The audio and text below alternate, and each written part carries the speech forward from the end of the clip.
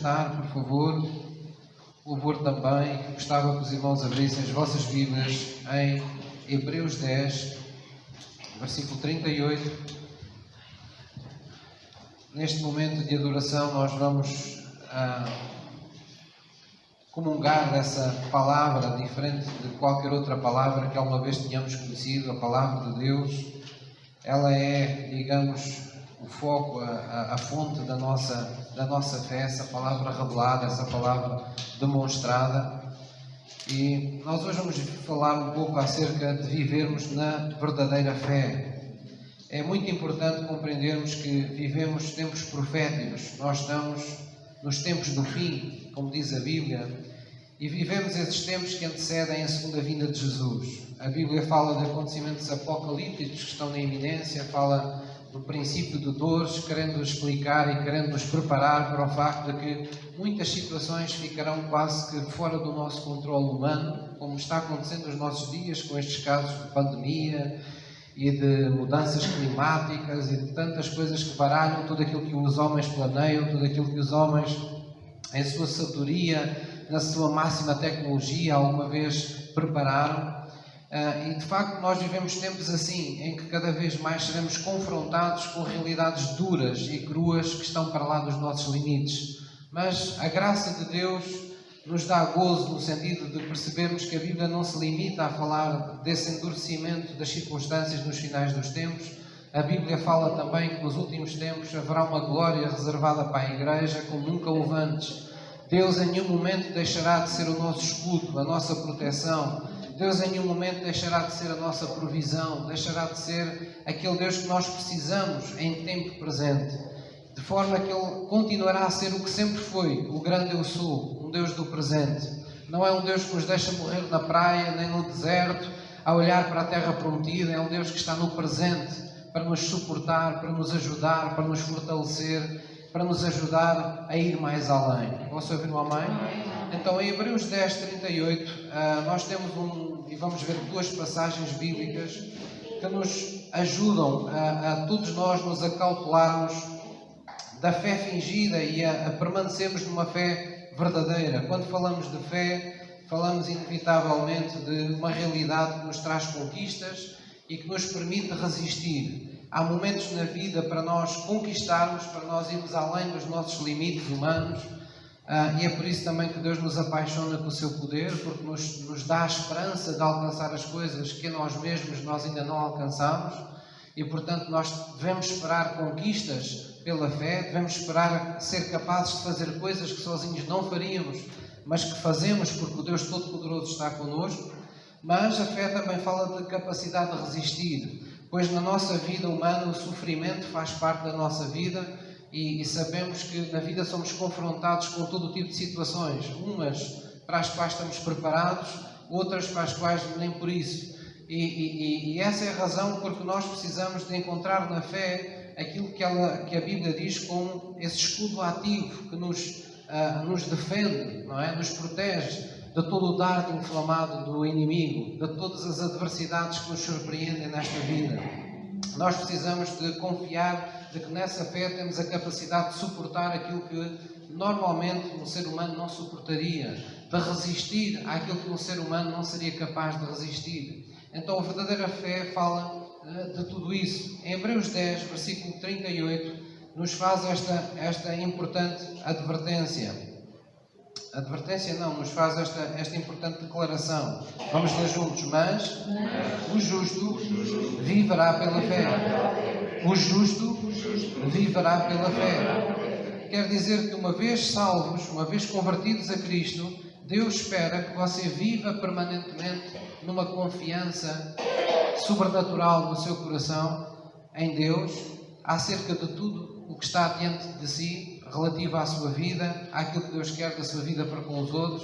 Deus quer que você habitue-se a confiar nesse facto, nessa realidade de que Deus é mesmo Senhor da sua vida, de que Deus é mesmo todo-poderoso e capaz de reverter qualquer circunstância, qualquer contrariedade a seu favor, simplesmente pelo facto de você viver comprometido com Ele. Amém? Vamos lá para 1 de Timóteo 1, versículo 5.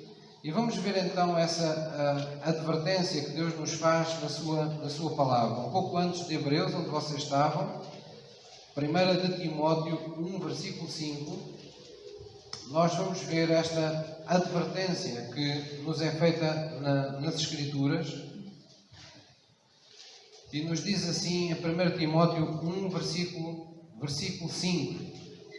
O apóstolo Paulo falou ao seu jovem Timóteo, ao seu filho espiritual Timóteo, e diz assim no versículo 5: Ora, o fim do mandamento é o amor de um coração puro, e de uma boa consciência, e de uma fé não fingida. Por outras palavras, tudo aquilo que Deus espera de nós, tudo aquilo que nós devemos ter como resultado da nossa espiritualidade com Deus na terra, é isto: é que tenhamos o amor de um coração puro, tenhamos uma boa consciência e que a nossa fé em todo o tempo se encontre como uma fé verdadeira, uma fé que não é fingida. No versículo 19 volta a lembrar, e eu peço que leiam comigo, diz: conservando a fé e a boa consciência, a qual alguns rejeitando a boa consciência, vamos continuar, fizeram naufrágio da fé.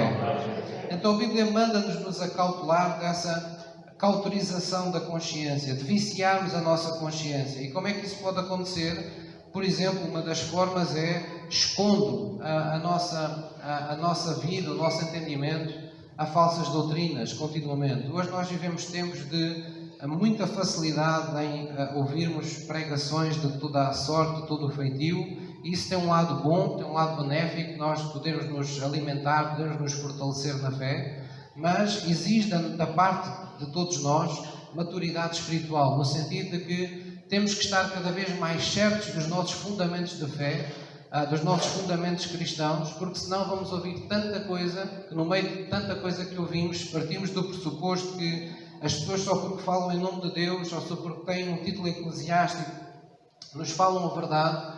Vai haver uma grande confusão de doutrinas na nossa cabeça, porque há muita gente que fala em nome de Deus aquilo que Deus nunca disse. Há pessoas que tiram interpretações da Bíblia ao jeito pessoal, digamos, não do coração de Cristo, mas ao jeito daquilo que muitas vezes as pessoas querem insinuar, às vezes com fins de manipulação. É assim que muitas seitas, inclusivamente, começam. Então, quando nós expomos a nossa vida continuamente a falsas doutrinas, nós podemos, sem querer, cauterizar a nossa mente. Da mesma maneira, sempre que nós violamos sistematicamente a nossa consciência, incorrendo no pecado, quando sabemos que há uma qualquer prática, uma qualquer transgressão que não está de acordo com a palavra de Deus e nós insistimos e persistimos em violar a nossa consciência, como que tentando branquear aquilo que Deus não aprova, nós corremos o risco de cauterizar a nossa consciência, de perder essa consciência limpa diante de Deus. A Bíblia diz que por causa disso há muitos que acabam naufragando na sua fé. Outra coisa muito frequente é as pessoas, com o tempo, perderem aquela assertividade, perderem aquela determinação de fazer o que a palavra de Deus diz. Então as pessoas começam a ouvir a palavra de Deus num estilo de uma coisa que lhes é agradável, mas não de uma coisa que elas têm que fazer. Então criam o falso hábito, o mau hábito de acabar a fazer sempre aquilo que eles acham, mas deixando a palavra de Deus como uma espécie de um conselho, uma espécie de uma alternativa, de uma possibilidade em sua vida. E isso também vicia a nossa consciência. Isso tira-nos a referência, o crivo da palavra de Deus do nosso coração e impede-nos de reconhecer a voz genuína do Espírito Santo de Deus. Amém?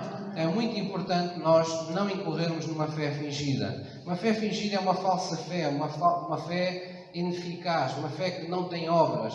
É uma fé que aparenta ser verdadeira, mas não é. É um pouco como nós termos um rosto, termos um comportamento, termos uma linguagem apropriada de fé no seio da igreja, mas depois no mundo sermos pessoas completamente diferentes, sermos outra pessoa completamente diferente. Então é algo semelhante a isso. A Bíblia usa expressões no Velho Testamento que Deus falou através de diferentes profetas, querendo prevenir o povo sempre desta falsa fé, desta fé que não é verdadeira, desta fé que não nos traz fruto de Deus à nossa vida. E uma dessas expressões foi uma que Elias utilizou perante o povo, quando preparou aquele altar de sacrifício, e ele disse ao povo: até quando cocheareis entre dois caminhos? Então essa é uma expressão típica disso. Até quando é que vocês cocheiam entre dois caminhos, entre dois pensamentos? Até quando é que vão andar indecisos em fazer a vontade de Deus ou em fazer a vossa própria vontade?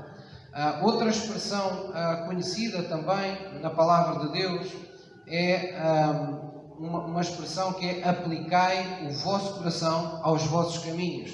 Muitas das vezes no Velho Testamento Deus incita-nos a aplicar o nosso coração aos nossos caminhos. O que é que isso significa? Sejam vigilantes, vigiem a vossa fé, sejam os primeiros a julgarem-se a vocês mesmos, para não serem julgados por Deus. Posso ouvir um amém?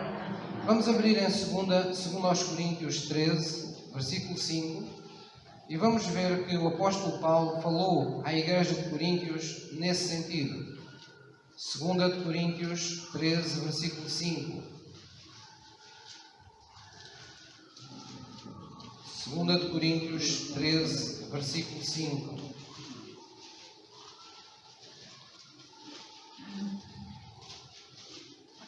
Segunda de Coríntios 13, versículo 5.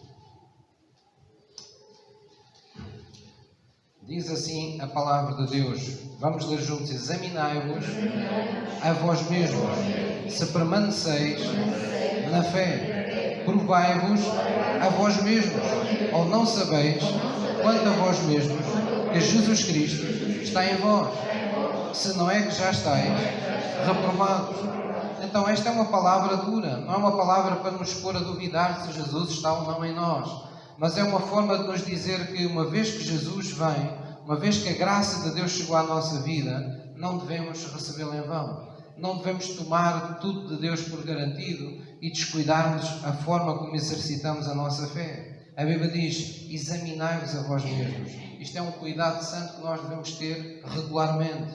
Para quê? Para podermos saber que estamos permanecendo na fé. A Bíblia tem inúmeros avisos no sentido para não nos desviarmos nem para a esquerda nem para a direita, ou expressões como ficai firmes na fé, não é? Se guardares os mandamentos, se permaneceres nos fundamentos, no fundamento da fé, até ao fim.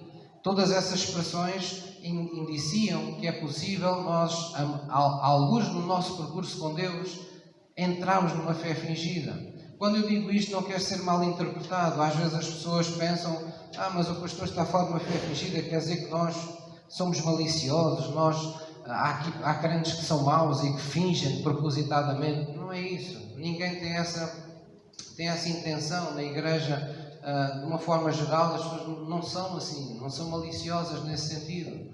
Mas muitas vezes é por descuido, muitas vezes é simplesmente por negligência, é por distração, é por ilusão. As pessoas são iludidas, por vezes, pelas decepções que inclusivamente têm na vida, pelas frustrações que são confrontadas na vida, são como que ministradas, não pela palavra de Deus, mas pela dureza das circunstâncias. E por vezes as pessoas são desencorajadas no seu íntimo a confiarem em Deus, a esperarem de Deus o melhor. Começam a pôr em causa se toda a vez que esperam em Deus, o resultado será mesmo o mesmo como a Bíblia diz. Deus não vai falhar. Ou se há possibilidade de falhar, porque já experimentaram uma qualquer decepção. Então, sem querer, a nossa fé pode começar genuína, pode começar fervorosa, cheia do primeiro amor e tornar-se, em algum momento, menos firme. Vamos abrir em Isaías 29, versículo 13. Isaías 29, versículo 13. E vamos ver que a palavra de Deus fala-nos de tudo isto. Uma fé fingida fala-nos disto que nós vamos ver agora. Fala de nós nos aproximarmos de Deus com os nossos lábios, mas termos um coração frio e distante dele, não é? É um pouco como nós dizermos, já por rotina, que amamos a Deus, mas conforme Jesus disse, quem é que ama a Deus? Quem guarda a sua palavra, não é? Então, se amamos a Deus, temos que ser pessoas que guardamos a sua palavra para a fazer. É como nós dizermos que o adoramos, mas depois não temos tempo para Ele durante a semana. Não temos tempo para estar com Ele. Tudo é mais importante que Ele. Então, afinal, adoramos a Deus? ou adoramos outra coisa qualquer, ou adoramos fazer a nossa vontade. Então Isaías 29:13 fala desse desconforto que Deus sentiu com o seu povo quando praticavam todos os rituais que lhes eram pedidos, mas o seu coração não estava com as suas palavras. E diz no versículo 13: porque o Senhor disse: pois que este povo se aproxima de mim, e com a sua boca e com os seus lábios me honra, mas o seu coração se afasta para longe de mim, e o seu temor para comigo consiste só em mandamentos de homens em que foi instruído. Muitas vezes há este risco. Nós comportamos-nos bem, nós andamos como boas pessoas diante dos olhos da Igreja, diante dos olhos de Deus, mas no fundo, na nossa espiritualidade, aquele fundamento firme da fé já há muito que se arraigou do nosso, se afastou do nosso coração. Então, quando vivemos essa fé fingida, nós aparentamos estar em paz, mas no fundo nós vivemos num desespero, num pânico permanente. Isto acontece com frequência. As pessoas, por vezes, são confrontadas com situações de saúde graves, ou com situações financeiras graves, ou com situações familiares graves, ou qualquer outra situação, às vezes interior da sua própria alma, mas são situações tão duras que a pessoa não quer parecer mal aos olhos da Igreja, aos olhos dos irmãos, aos olhos da família, aos olhos de quem os conhece. Então há uma preocupação rápida em parecer que tudo está bem, que tudo está, que Deus está no controle de tudo, que a pessoa está a confiar em Deus. Não é? A pessoa teme ser criticada por não estar a viver uma fé verdadeira. Então ela apressa-se a parecer que tudo está bem, mas não se apressou em correr para a presença de Deus, para se libertar daquela intranquilidade, daquela insegurança, daquela ansiedade demasiada que tomou a sua alma por instantes. Então, muitas vezes a pessoa vive aquilo que está lá escrito em Hebreus 4. Em Hebreus 4 é dito à Igreja que muitos ouviram a palavra de Deus, todos ouviram a palavra de Deus, mas muitos, ao ouvirem a palavra de Deus, não a ouviram misturada com fé. E essa é a razão porque eles não foram capazes de entrar num descanso sabático com Deus. Foi a razão porque eles não foram capazes de, por meio da fé, entrar em descanso na presença de Deus. Ou seja, a fé verdadeira sabe a diferença entre termos um problema na vida e a nossa vida ser tomada por um problema. São coisas completamente diferentes. Uma coisa é nós termos problemas, toda a gente tem problemas. Outra coisa é os problemas nos terem a nós. Quando os problemas nos têm a nós, eles vêm para dentro de nós. Eles ocupam o nosso coração. Eles tomam conta dos nossos pensamentos. Eles alteram até o funcionamento do nosso organismo. Não é? As pessoas por vezes deixam de dormir, ou ficam absolutamente ansiosas, dores de cabeça, sei lá, ficam com problemas até de saúde, não é? Porque o problema se apossou daquelas pessoas. Elas não têm um problema, o problema é que as têm elas, apossou-se delas.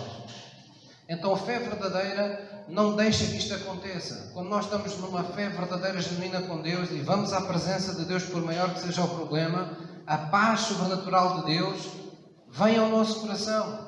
Pode ainda nem tudo estar resolvido, pode ainda nem tudo estar como nós desejaríamos, aos nossos olhos naturais, mas no íntimo há um sentimento de saber o que fazer e saber em que ponto estamos e saber que Deus está connosco. Isso nos tranquiliza, isso nos dá um descanso próprio daqueles que andam na fé. Posso ouvir um amém?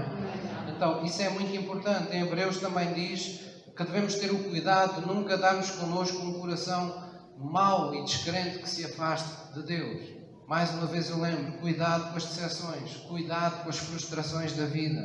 Nós, por vezes, somos profundamente marcados por aquilo que são os nossos fracassos, que são as situações que nós não vimos resolvidas em nossa vida, coisas que eram demasiadamente importantes para nós. E isso, por vezes, torna-se tão importante que acaba definindo a pessoa que nós somos, acaba definindo o nosso comportamento, acaba definindo as nossas atitudes. E nós não podemos permitir isso. Isso não é viver numa fé genuína. Viver numa fé genuína é entrar na presença de Deus, em nossa comunhão com Ele, e ali na presença de Deus se confirmar aquilo que está escrito na palavra de Deus, onde está o Espírito Santo, aí há liberdade. Na presença de Deus nós somos livres de tudo aquilo que nos veio oprimir. Ali nós encontramos não apenas a receita, mas encontramos o nosso escudo, encontramos o nosso galardão, encontramos a fortaleza que precisamos, encontramos a arma eficaz que precisamos. A Bíblia diz que a palavra de Deus é como uma espada de 2 gumes, mais penetrante que espada, mais penetrante, é viva e eficaz, mais penetrante que uma espada de 2 gumes. Quer dizer que quando estamos na presença de Deus, as palavras que Ele nos dá tornam-se pela fé nossa verdadeira arma, capazes de nos dar verdadeiras vitórias. Posso ouvir o amém? Então, essa fé que está no nosso coração tem que ser capaz de ver o Deus Todo-Poderoso, mas também, conforme eu já aqui disse, o Deus Todo-Amoroso. Nesta sexta-feira nós falámos aqui nisso, falámos de quais as razões que nos devem levar a confiar em Deus. E nós vimos esse lado do poder de Deus e esse lado do amor de Deus, no qual nós devemos e podemos confiar. Amém? Vamos abrir em Romanos 10, por favor. Romanos 10, versículo 17. Romanos 10, 17.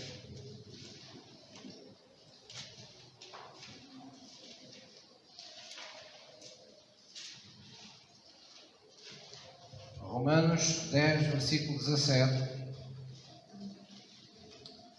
Portanto, muitas vezes a forma de vivermos numa fé, sabermos o que é fé verdadeira, é nós sabermos o que a fé não é.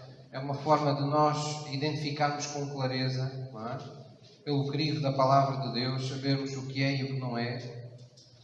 E em Romanos 10, versículo 17, nos fala da importância da palavra de Deus e do compromisso com a palavra de Deus na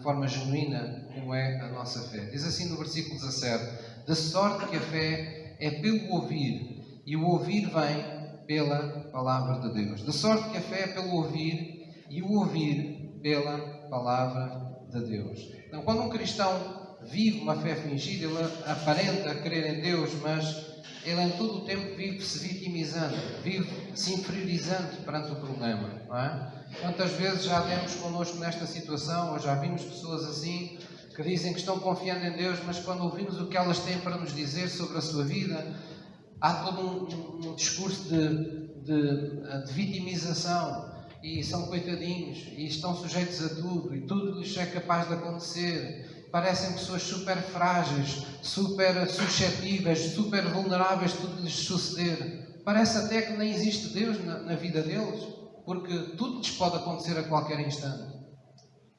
Então, ou cremos em Deus, ou vivemos pela fé, ou vivemos na angústia de termos o nome de que somos vivos e ainda estamos mortos espiritualmente. Então, alguns se perdeu o compromisso com a palavra de Deus. Alguns se perdeu uma experiência pessoal com as Escrituras. A palavra, em algum momento, deixou de nutrir o espírito desses cristãos. E então a palavra deixou de ser suporte da sua identidade. Deixou de haver identidade em Cristo.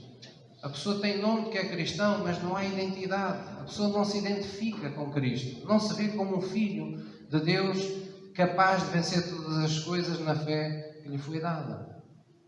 Então é muito importante nós compreendermos isso e compreendermos porque é que a Bíblia é tão importante, porque é que nós temos na Bíblia aquilo que temos como a palavra de Deus, porque é que é tão importante termos comunhão com a palavra, porque aqui há um relato na Bíblia dos feitos sobrenaturais de Deus em todo o tempo, em todas as gerações, que Deus operou na vida daqueles que viviam comprometidos com Ele.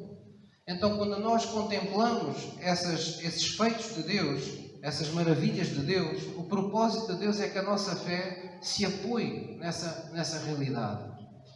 Durante muitos anos nós, porventura, aprendemos que a fé deve estar colocada na palavra de Deus e não nos milagres.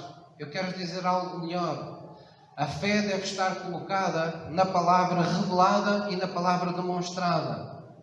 Quando nós estamos a ter comunhão com Deus ou comunhão com a palavra de Deus e algo nos é revelado, uma palavra adquire vida pelo Espírito Santo em nosso espírito, e nós ficamos cientes de que Deus está falando connosco, fé é gerada ali naquele instante. E é por isso que nós, quando vimos à igreja, nos sentimos tão bem quando ouvimos a palavra, porque o nosso espírito está a ser nutrido. A revelação da palavra está a ser alimento para a nossa fé. Mas temos que nos lembrar também que nos tempos bíblicos não davam todas as pessoas de Bíblia na mão. Na verdade, nem existia a Bíblia como nós a conhecemos hoje. As pessoas tinham excertos, havia passagens bíblicas que passavam de boca em boca. Havia, digamos, os primeiros 5 livros, chamado Pentateuco, que era mais ou menos conhecido da generalidade das pessoas, porque os judeus eram obrigados, eles ouviam a lei frequentemente. Haviam salmos que eram conhecidos, haviam cartas que eram partilhadas entre eles, havia coisas dos profetas que eram partilhadas, mas não havia uma Bíblia organizada como nós temos hoje. Mas o que é que eles tinham quando Jesus andou aqui na terra? Eles tinham a palavra demonstrada. Eles iam às ruas e viam Jesus curar os enfermos e ouviam dizer que Deus cura. Eles iam às ruas e viam os oprimidos serem postos em liberdade. Eles ouviam dizer que o Espírito do Senhor estava sobre Jesus para libertar os que estavam cativos. Então, eles ouviam as verdades do reino, mas Jesus trazia a palavra em demonstração de vida e de autoridade. Então, a fé das pessoas crescia poderosamente. Então, não podemos dizer a essas pessoas que viviam assim: bem, vocês não ponham a vossa fé nos milagres, não? Ponham a vossa fé só na palavra. Não, os milagres estavam a ser fonte da sua confiança absoluta em Deus. E foi por isso que o apóstolo Paulo disse aos Coríntios: amados, as minhas pregações não consistem em palavras que eu vou aqui escolher criteriosamente, como de sabedoria humana, para vos influenciar, para vos manipular, para vos levar a um fim que eu desejo. Mas a minha pregação consiste em demonstração de vida e de poder, de autoridade e de testemunho no vosso coração. E o Paulo explicou porquê. Para que a vossa fé se apoie no poder de Deus.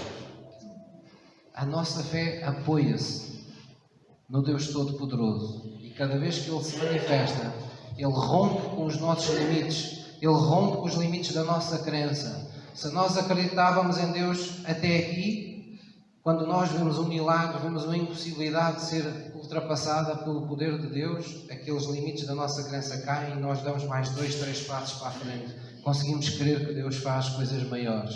E nessa caminhada, enquanto nós contemplamos o poder de Deus, a palavra sendo demonstrada diante de nós, acontece um milagre. Esperança é gerada no nosso coração. Ou seja, aquilo que nós nunca pensaríamos que nos estava acessível, de repente nós acreditamos que pode ser nosso. Então é um misto de fé, é um misto de confiança, de presente, mas é um ser capaz de olhar para a frente, ser capaz de olhar para o futuro e ver com olhos esperançosos o futuro nas mãos de Deus. Então as pessoas viam isso. Houve uma mulher que sofria de um fluxo de sangue e que já tinha padecido com muitos médicos, já tinha gastado tudo quanto tinha. E diz que essa mulher, de tanto ouvir falar dos milagres de Jesus, de tanto ser testemunhada a demonstração da palavra de Deus na terra, diz que essa mulher atingiu um pico tal da sua fé. A sua fé foi de tal forma fortalecida, de tal forma alimentada, que ela chegou ao ponto de dispensar a própria intervenção de Jesus de um futuro milagre na vida dela. Ela dizia: se tão somente eu tocar nos seus vestidos, nem é preciso que Jesus pare por minha causa, nem é preciso que Jesus me toque, não é preciso que Jesus me ministre, não é preciso que Jesus me imponha as suas mãos. Eu mesmo tocarei nas suas vestes e somente isso chega para que eu seja curado. Quem é que me está a entender? Então, essa é a fé verdadeira. É uma fé que nasce da comunhão, é verdade, do Espírito de Deus, da palavra vivificada pelo Espírito, mas nasce da palavra demonstrada, da palavra revelada por meio dos milagres, das maravilhas que Deus tem feito na nossa vida. Posso ouvir um amém? Vamos abrir em Romanos 4, versículo 20, mas um pouco atrás de onde vocês estavam. Romanos 4, versículo 20. E nós vamos ver este exemplo de Abraão como um exemplo de uma fé verdadeira. Uma fé que não se aquieta. Quando nós somos confrontados em nosso espírito com a palavra revelada de Deus, o nosso espírito é iluminado É como se alguém acendesse luz no meio da escuridão que havia dentro de nós. E é impossível nós não fluirmos na confissão da fé, não fluirmos no louvor, na presença de Deus. Abraão, perante um tempo de prolongada e cruel espera, ele tomou uma decisão, não é? Ele fortificou-se cada vez mais na fé, dando glórias a Deus. Hebreus 4, versículo 20 diz assim: e não duvidando, está falando de Abraão, não duvidando da promessa de Deus, por incredulidade, foi fortificado na fé, dando glória a Deus. E estando certíssimo de que ele tinha prometido também, era poderoso para o fazer. Estando certíssimo de que o que ele tinha prometido também era poderoso para o fazer. Amém? Nós não temos apenas que estar certos, nós temos que estar certíssimos. Temos que ter absoluta certeza. Não é? A Bíblia fala em inteira certeza de fé. Quando nós vamos receber alguma coisa da parte de Deus, nós temos que estar absolutamente convencidos que isto não se trata da igreja A, da igreja B, da igreja C, do estado espiritual do pastor A, B ou C, ou da minha vida ou da outra vida. Isto trata-se de Deus. E Deus, em qualquer momento, em qualquer circunstância, Ele atende àqueles que o buscam. Jesus trouxe-nos essa poderosa mensagem dizendo: peçam e ser-vos dado, busquem e vocês vão achar, batam à porta de Deus, ela não vai ficar por abrir, ela vai se abrir. E como se não chegasse, Jesus ainda enfatizou: porque ao que pede recebe, ao que busca encontra. Era uma forma de dizer: Deus não deixa as suas promessas por mãos alheias. Deus cumpre a sua palavra na vida daqueles que com Ele se comprometem. Posso ouvir um amém? Também precisamos entender que quando um cristão vive uma fé que não é verdadeira, uma fé que é fingida, mais uma vez eu lembro, não porque, porque está a fingir de propósito, mas porque é uma coisa parecida, mas não é verdadeira. Esse crente aparenta viver uma vida de oração, mas na verdade ele vive como se nunca tivesse falado com Deus ou ouvisse Deus.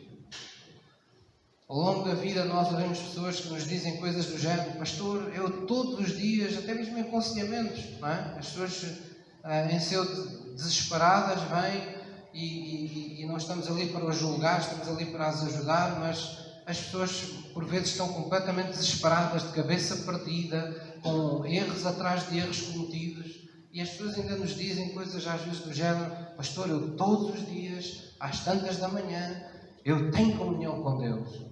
Tantas horas, eu leio a Bíblia de X horas, eu oro em línguas não sei quanto tempo, eu faço isto não sei quanto tempo. E às vezes só por compaixão, só por receio de magoar, acabamos não dizendo à pessoa: mas de certeza que esteve com Deus. É porque se você tivesse essa vida tão consistente com Deus, se você tivesse essa vida de comunhão sempre com Deus, não teria chegado até este momento. Não teria tomado tantas decisões erradas. Não estava tão desanimado. Não tinha a sua espiritualidade tão moribunda. Não estava a cochear entre dois caminhos há tanto tempo. Então, estar em oração com Deus não é uma prática. Não é uma coisa que nós fazemos, uma técnica. Ter comunhão com Deus é estar na presença de Deus. E quem está na presença de Deus nunca sai da sua presença na mesma. É inevitável que temos que sair com ousadia da sua presença. É inevitável que temos que sair com confiança, com paz no coração, com gozo, com sabedoria, com visão de reino, com direção daquilo que havemos de fazer da sua presença. Porque esse é o propósito, faz parte dos propósitos da comunhão, de sermos fortes nele. Estarmos com Ele antes de tudo, na certeza de que Ele estará connosco em tudo pelo qual nós passarmos. Posso ouvir um amém? Então, viva numa fé genuína. Amém? Acautele-se de nunca viver numa fé que não seja fruto do Espírito Santo. Vamos abrir em 2 Timóteo 1, versículo 5. Há pouco abrimos em 1 Timóteo 1, 5. Mas, por incrível que pareça, na 2 Timóteo, no mesmo capítulo, no mesmo versículo, também nos fala do mesmo assunto. 2 Timóteo 1, versículo 5.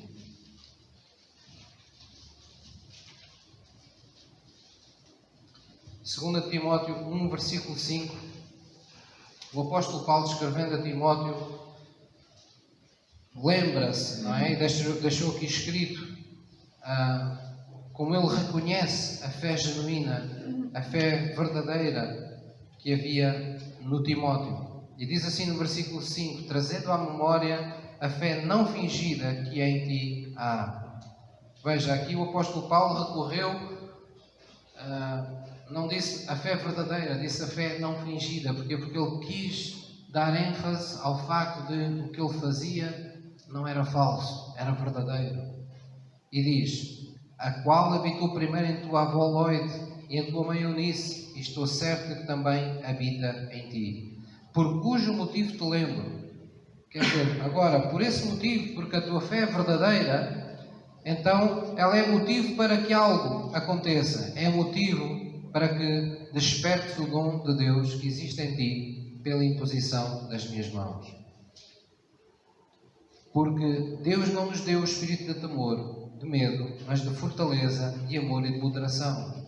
Portanto, não te envergonhes do testemunho do nosso Senhor, nem de mim, que sou prisioneiro seu. Antes participa das aflições do Evangelho segundo o poder de Deus, que nos salvou e chamou com uma santa vocação, não segundo as nossas obras, mas segundo o seu propósito, o seu próprio propósito e graça, que nos foi dada em Cristo Jesus, antes dos tempos dos séculos. Amém? Então, o que aqui nos está a ser dito é que esta fé verdadeira é motivo, primeiro, para que cada um de nós desperte o dom de Deus que há dentro de nós. É motivo, essa fé verdadeira, para que nós reconheçamos que sobre nós não está um espírito de medo, mas de fortaleza, de amor e de moderação. É essa fé verdadeira o motivo para que nós não nos envergonhemos do testemunho do nosso Senhor Jesus Cristo. É motivo verdadeiro para que nós nos regozijemos numa vitória que já nos foi preparada em Cristo Jesus. Há propósito, há graça de Deus sobre a vida de cada um de nós. Posso ouvir um amém? Então, a Bíblia diz que nós não temos falta de coisa alguma. E se temos falta de coisa alguma, se sentimos isso, então devemos pedi-la a Deus. A Bíblia diz, porém, quando tu pedires, faz isso com fé. Pede com fé, recebe com fé. E no momento que oras, recebe aquilo que estás pedindo. Esta é a natureza da fé. A fé não é o que acontece quando as coisas chegam. A fé é o que nós temos antes das coisas chegarem. Em Hebreus diz que a fé é o firme fundamento das coisas que se esperam. Nós precisamos de fé antes das coisas estarem consumadas na nossa vida. A fé é a prova de que eu estou à espera de algo real. É isso que diz lá em Hebreus. Amém? Vou pedir ao louvor que suba e eu queria dizer-vos mais uma ou duas coisas, pedindo que vocês abrissem Hebreus 10. Novamente, Hebreus 10, 19. Hebreus 10, 19.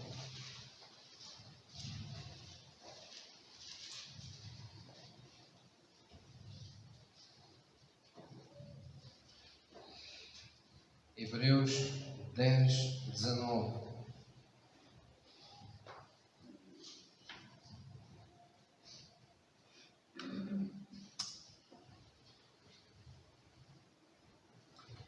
Irmãos, esta é a maior dificuldade dos cristãos. Os cristãos não têm dificuldade em fazer uma oração no qual recebem.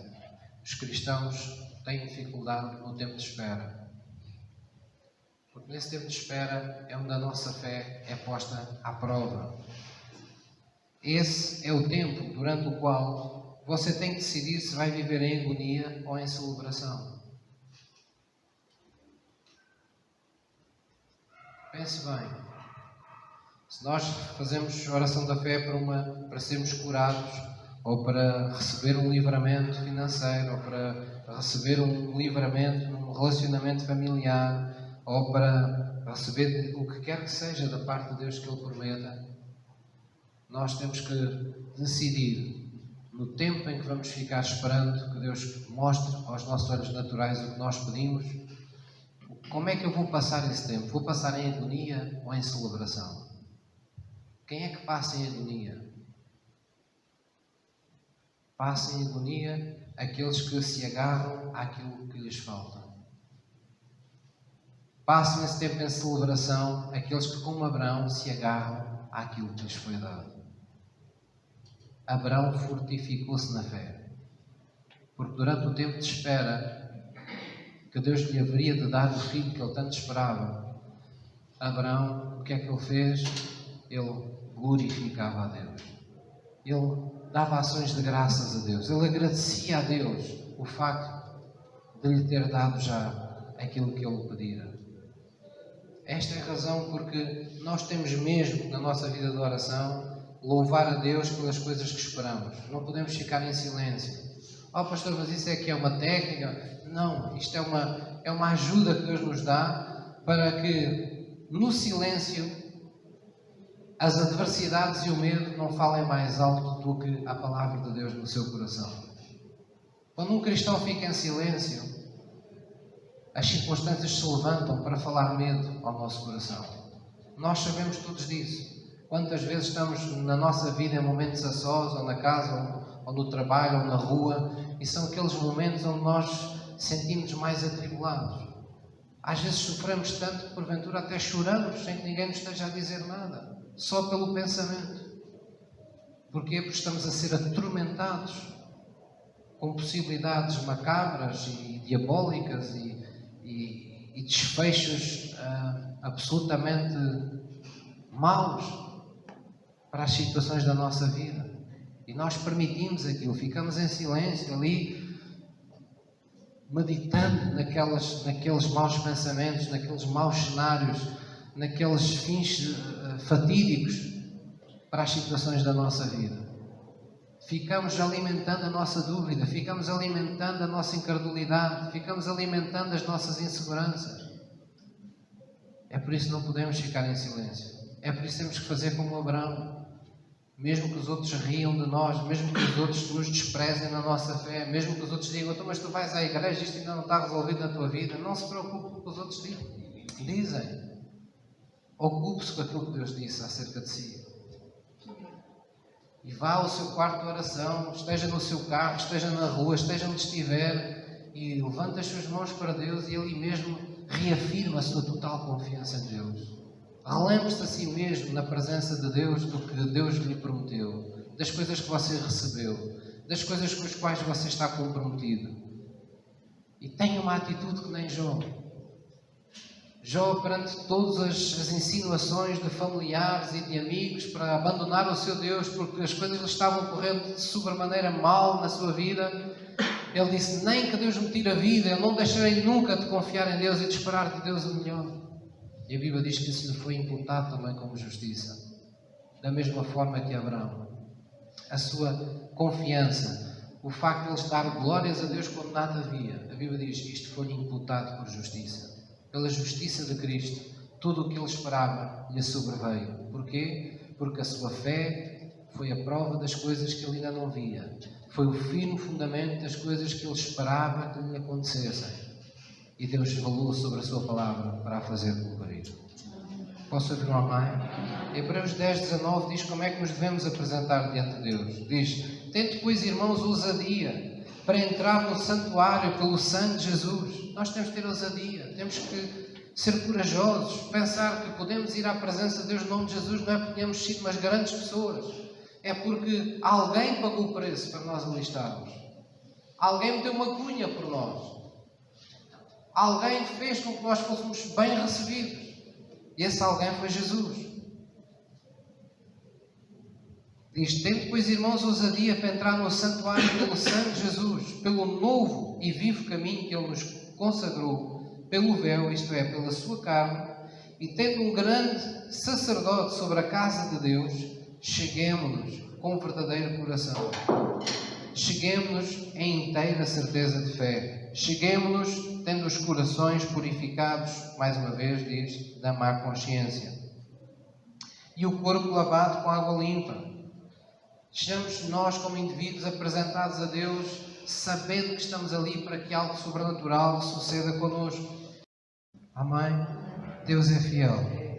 E a Bíblia diz: podes reter de forma firme a tua confissão. Sabe, quando nós fazemos uma confissão ao domingo com a ajuda de todos, na presença de Deus, parece fácil. À segunda-feira já estamos se calhar sós, ainda é fácil, ainda estamos debaixo daquele calor do culto, mas à medida que a semana vai passando, nós vamos sendo tentados a não estar tão firmes na nossa confissão. Quanto mais é o tempo em que nós afirmamos diante de Deus a nossa confiança e aumenta o tempo em que nós ainda não estamos vendo nada, mais necessário é que a nossa confissão seja firme, que ela não vacile. Isso é condição. Porquê, pastor? Lemos no início: o justo viverá pela fé. E se ele recuar, a minha alma não tem prazer nele. É necessário fé para se agradar a Deus. É necessário que aquele que se aproxima de Deus creia, não apenas que Ele existe, mas que Deus é galardoador. Ele não te vai deixar sem galardão. Ele não vai deixar que o teu pedido não seja atendido. Ele não vai deixar que a tua causa caia por terra. Ele não vai deixar que tu sejas confundido ou que tu fiques prostrado, agarrado às tuas convicções, perdido, algures no meio do deserto da tua vida. Deus não é assim. Ele, pelo contrário, diz: porque eu não mudo em meu amor, porque eu não mudo em minha misericórdia, porque eu não mudo em minha fidelidade, essa é a causa por que vocês não são consumidos, não são destruídos. É essa a declaração do nosso Deus. Amém? Então vamos ficar de pé hoje. Eu gostava de vos desafiar nesta manhã a fazerem algo com aquilo que em vossa vida vos falta e que porventura é a razão de vocês lamentarem, de vocês chorarem, de vocês terem algum momento de infelicidade na vossa vida, ou de terem a vossa vida condicionada, mas que vocês ainda não tomaram uma posição acerca disso.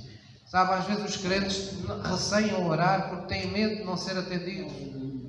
Há crentes que chegam mesmo a não entrar na sua caminhada de fé pensando: pastor, e depois se não acontece, eu ainda fico pior, eu fico ferido, eu fico desanimado. Desde quando é que nós vamos por essa possibilidade diante de Deus? É por isso que a Bíblia diz: chega a inteira certeza de fé, não tragas dúvidas contigo. Porque lembra-te que aquele que duvida é como a onda do mar. Hoje parece que tem tudo, mas amanhã já não tem nada. Tu tens que ficar firme na tua confissão. À tua frente está um Deus que é fiel. Fiel para com o seu poder, porque Ele é todo poderoso. Fiel para com a sua palavra, porque se Ele prometeu vai fazer. Fiel para com o seu amor, porque se Ele declarou que te ama. E se Ele te mostrou que Jesus foi à cruz por ti, se Ele foi capaz de lá ir, como não te dará com Ele tudo o que tu precisas? Amém? Então vamos baixar a nossa cabeça diante de Deus. Eu gostava que cada um de vocês tivesse um momento na presença de Deus, na presença do Espírito Santo. Cada um de vocês falasse com Deus agora. E certamente há alguma coisa em vossa vida que vocês sentem necessidade nesta manhã de pedir a Deus. Vamos pôr a nossa fé em ação. Vamos libertá-la. Vamos fazer com que a nossa fé nos traga a conquista de qualquer coisa que nos tem fugido. Amém? Nós vamos adorar um pouco a Deus com um hino muito simples, mas que tem esta mensagem poderosa. A mensagem de que a graça de Deus está em todo o tempo sobre nós. Deus tem a sua mão estendida sobre aqueles que estão em Cristo. Ela não está encolhida, que não nos possa abençoar. E nós pertencemos a Ele. Temos de nos lembrar disso. Senhor, quão belo és, mas fácil eu quero ver, mas os teus olhos estão sobre mim.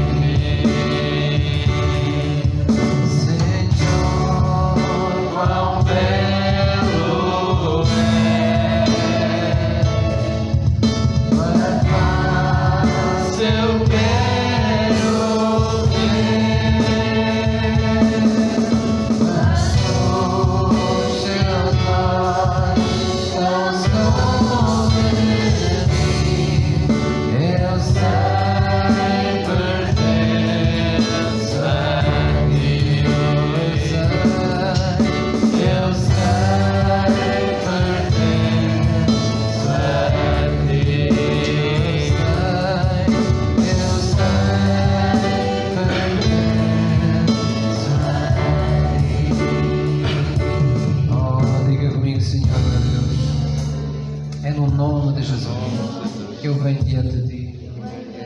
Eu sei que pertenço a Ti. Eu sei que preparaste todas as coisas que dizem respeito à minha vida.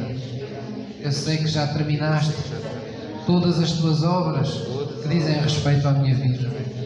E por isso eu posso ter fé em receber o que Tu já fizeste, o que Tu já me preparaste por meio de Cristo Jesus.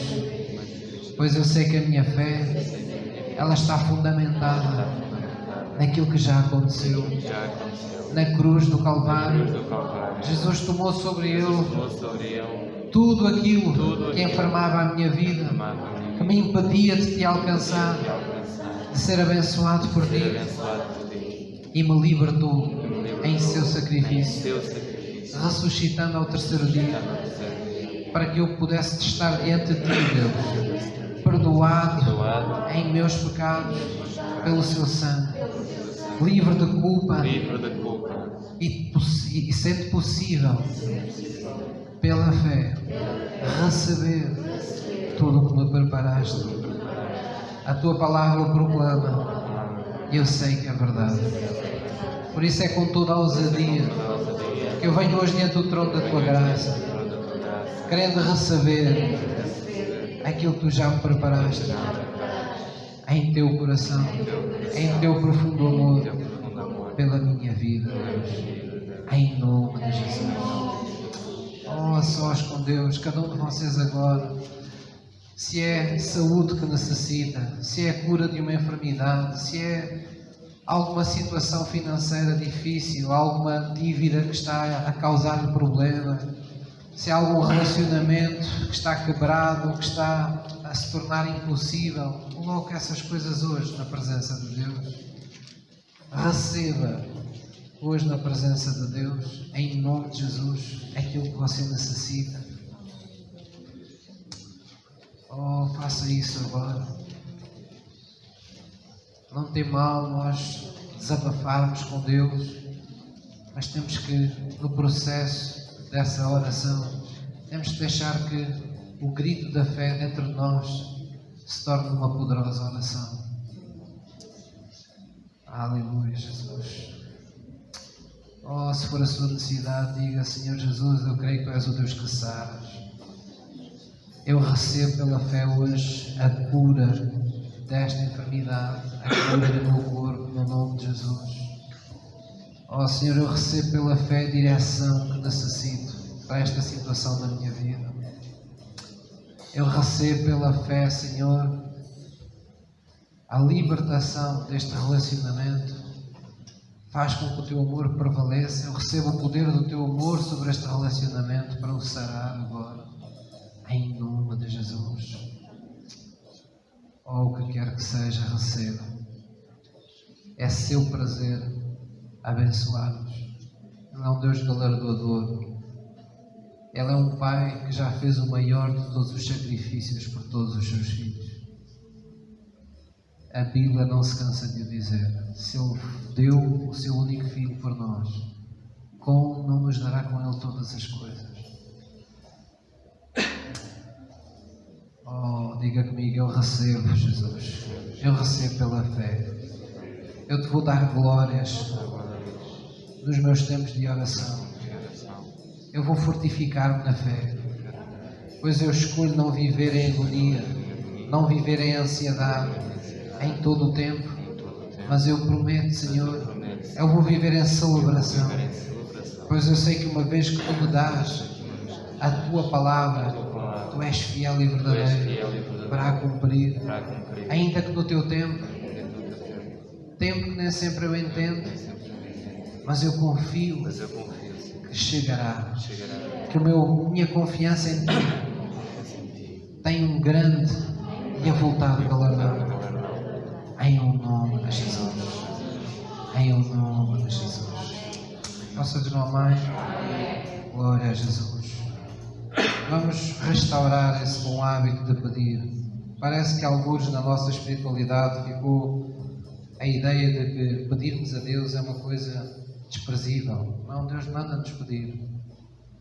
O que não precisamos é de estar a pedir a todo o instante a mesma coisa. Mas nós devemos pedir com fé. e louvar a Deus, e não ter medo de ter as nossas caminhadas de fé. Não temos medo de sabermos quando as coisas começam e esperar que elas terminem conforme a palavra de Deus diz. Porque se nós não fizermos isso, não vamos ter testemunho na nossa vida. E o testemunho é aquilo que glorifica a Deus, é aquilo que vai cimentar ainda mais a sua fé. Toda a palavra que for demonstrada na sua vida por meio de um milagre vai potenciar, vai exponenciar a sua fé no seu coração. Posso ouvir um amém? Glória a Deus por isso. Podemos nos sentar, por favor?